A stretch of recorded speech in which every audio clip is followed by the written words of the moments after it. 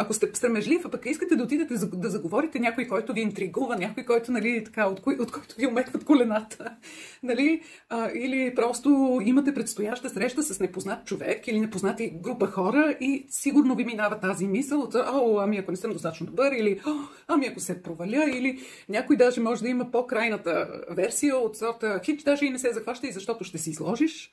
Това вярване, не съм достатъчно добър или не съм достатъчно нещо си, това може би е най-популярното негативно убеждение целокупно в съвременния свят, нали, в съвременния западен свят, който е много забързан, много критичен, много целеустремен. Хората много ясно си спомнят кога са им се скарали много страшно. Кога, нали, като сме били малки, някъде са ни така поступали или нещо са... нещо е станало някаква инфекция или може би се е появил брат или по-малък брат или сестра и виждате ли, ние вече не сме, от нас се очаква, ние вече да се държим като големи, пък ние не сме и не можем да разберем защо мама и тате вече не ни обичат.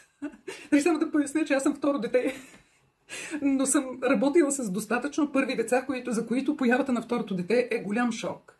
Или може да не е свързано с брат или сестра, но ако примерно нещо си избъркал или просто само направило ми впечатление как клиентите ми, когато си припомнят някаква случка, се сещат колко е страшна мама, когато е ядосана.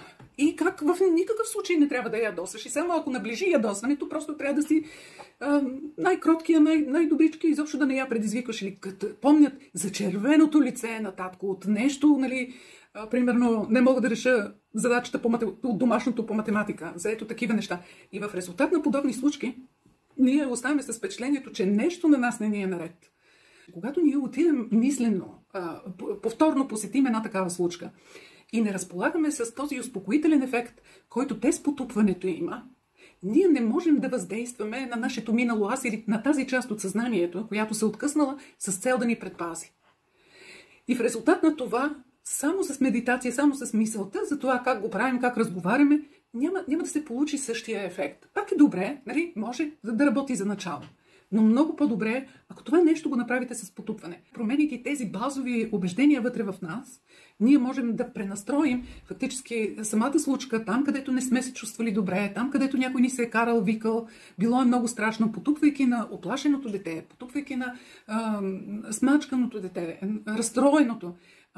Нещо се променя. Ако трябва, може да отидем да потупаме на мама и на тате, вътре в картината, да доведем някой, от който има нужда, да привлечем някакви ресурси, да дадем решение или да кажем неща, които не сме могли да кажем тогава.